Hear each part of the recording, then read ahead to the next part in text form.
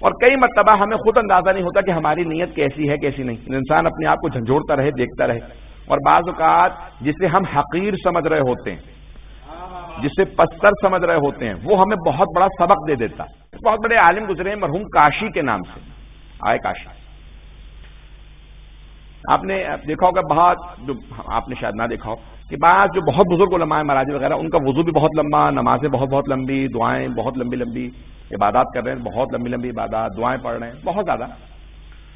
تو اب وہ مرحوم کاشی اپنے مسجد کے صحن میں بیٹھے وضو کر رہے تھے. اتنے میں دیکھا کہ ایک نوجوان آیا، اس نے جلدی سے وضو کیا، اندر گیا، نماز پڑھی، اب باہر آ گیا. ابھی ان کا وضو ہی چل رہا تھا.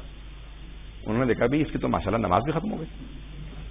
انہوں نے فوراً روک لیا. اچھا کئی مطلب ایسے جوان جن کو ہم حقیر سمجھ رہے ہوتے ہیں، تو انہوں نے فوراً روکا کہ ادھر آؤ. اور بیچارہ گھبرا گیا. انہوں نے کہا آغا کاشی نے روک لیا کہ کیا کر رہے تھے تم ابھی؟ اس نے کہا کچھ نہیں. کہ کیا مطلب کچھ نہیں؟ یہ بھی تم نے میرے سامنے وضو کیا تھا، تم مسجد میں گئے تھے، کیا کرنے گئے تھے؟ کہ کچھ نہیں. کہ کیا مطلب کچھ نہیں؟ تم نے بھی نماز نہیں پڑھی؟ کہ نہیں. کہ یہ جو تم اندر وضو کرنے کے بعد گئے تھے کیا کر رہے تھے؟ کہ میں خدا کو یہ بتانے گیا تھا میں باغی نہیں ہوا ہوں. پتہ نہیں لوگ ہیں یا نہیں. اس نوجوان نے مرحوم کاشی کو جواب دیا کہ میں خدا کو بتانے گیا تھا میں باغی نہیں ہوا ہوں. یہ کہا اور وہ چلا گیا. وہ جوان تو چلا گیا، مرحوم کاشی زارو قطار رونے لگے. اتنا روئے کہ جب شاگرد آ گئے، لوگ نمازی سب آ گئے کہ کیا بات ہے، بیمار ہیں، پریشان ہیں، بزرگ تو تھے؟ کہ نہیں. شاگردوں نے کہا آپ درس بھی نہیں پڑھا رہے، آج آپ کی کیفیت بالکل منقلب ہو گئے تھے، بہت زیادہ رو رہے تھے. کہا کہ وہ نوجوان تو خدا کو بتا کے چلا گیا کہ وہ باغی نہیں ہوا ہے، ابھی بھی خدا ہی کا ہے. نہیں پہنچا سکا میں. بھائی وہ یہ کہہ رہا تھا میں نے نماز نہیں پڑھی ہے، یعنی نماز کا حق ادا نہیں کر سکا، بس خدا کو اتنا بتایا میں باغی نہیں ہوا ہوں، میں ریبل نہیں ہوں، باغی نہیں ہوں، ابھی بھی تیرا ہی ہوں.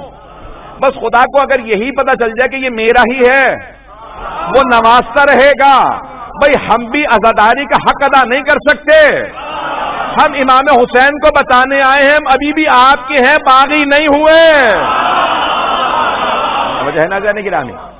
کئی مرتبہ اگر ہمیں یہ احساس ہو جائے کہ ہماری نیتیں اتنی بلند ہوں، چاہے عمل جیسا بھی ہو، مجھے پتا ہے میری نماز ویسی نہیں ہے کہ جیسی ہونی چاہیے، مجھے پتا ہے میری عزاداری ویسی نہیں جیسی ہونی چاہیے، مجھے پتا ہے میرا روزہ ویسا نہیں جیسا ہونا چاہیے، مجھے پتا ہے میری یہ عبادات، یہ تمام عبادات ویسی نہیں ہے جیسی ہونی چاہیے، کم از کم میری نیت تو اتنی بلند ہو کہ میں خدا کی بارگاہ میں جب آؤں تو کہوں کہ پروردگارا بس اتنا بتانے آیا ہوں میں باغی نہیں ہوا ہوں، ابھی بھی تیرا ہوں.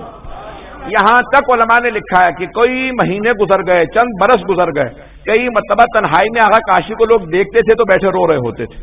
تو پوچھا کیا بات ہے؟ کہ اس جوان کی بات میرے ذہن سے نکلتی نہیں ہے. کہ وہ تو خدا کو بتا کے چلا گیا کہ وہ باغی نہیں ہوا، میں کس منہ سے بتاؤں کہ پروردگارا میں ابھی بھی تیرا ہی ہوں، میں باغی نہیں ہوا. عزیزان گرامی، بعض اوقات جسے ہم حقیر سمجھ رہے ہوتے ہیں وہ ہمیں بہت بڑا سبق دے کے جاتا ہے. اسی لیے کسی کو حقیر نہ سمجھیں، وہ حقیر ہمیں خدا تک پہنچا دیتا ہے. عزیزان گرامی، جسے انسان بہت حقیر سمجھ رہا ہوتا ہے. میں ایک ہمارے بہت بزرگ استاد، میں بھی اتفاقاً کل پرسوں میں کسی نے ان کا کلپ بھیجا ہوا تھا، نجف اشرف گئے ہوئے ہیں زیارات پہ، تو ان کا ایک استاد عادل علوی وہ جملہ کہتے تھے ہمارے زمانے میں ہم لوگ جب نماز پڑھتے تھے نا فوراً مسجد سے باہر نکل جاتے تھے. تو سارے شاگردوں نے پوچھا ہم لوگوں نے کہ آغا کیوں؟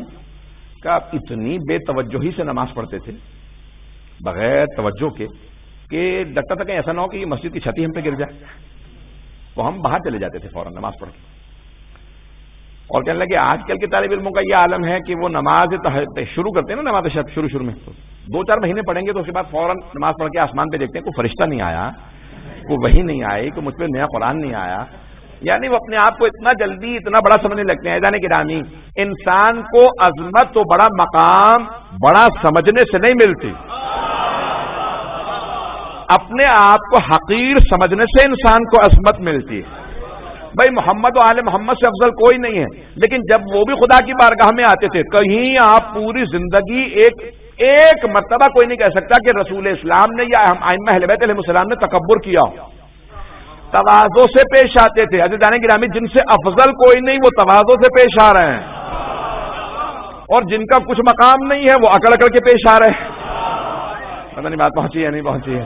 ایسا کہ اس لیے تکبر نہیں ہونا چاہیے. یہ انسان کی نیتیں خالص ہو، نیت جتنی بلند ہو، انسان کا عمل چاہے جتنا بھی پست ہو لیکن نیت خالص ہو. انسان کو کمال اپنی نیت کی وجہ سے ملتا ہے. اور کئی مرتبہ ایک ہی عمل کے کرنے والے دو افراد روز قیامت اپنا نامہ اعمال اٹھائیں گے. ایک کہے گا اتنا زیادہ ثواب. یہاں تک روایات میں کہ بعض لوگ اپنے نامہ اعمال فرشتوں سے کہیں گے تم نے غلط دے دیا، نامہ اعمال میرا نہیں ہے. وہ کہیں گے ہم سے اشتباہات نہیں ہوتے، ہم فرشتے ہیں، کوئی غلطی نہیں ہوئی ہے. کبھی اتنا نیکیاں تو میری تھی ہی نہیں. کہا تمہاری نیتیں تو بڑی تھیں. پتہ نہیں لوگ ہیں یا نہیں. نیتیں بڑی تھیں، اللہ نے تمہاری نیتوں کا تمہیں اتنا ثواب دیا ہے. عزیزان گرامی، ایک ہی عمل کے دو انجام دینے والوں کا ثواب الگ الگ ہوگا نیتوں کی وجہ سے. لِكُلِّ امْرِئٍ مَّا نَوَىٰ، ہر انسان کو اس کی نیت کے حساب سے ثواب ملے گا. عزیزان گرامی، نیتیں خالص ہوں، نیتیں بہت بلند ہوں.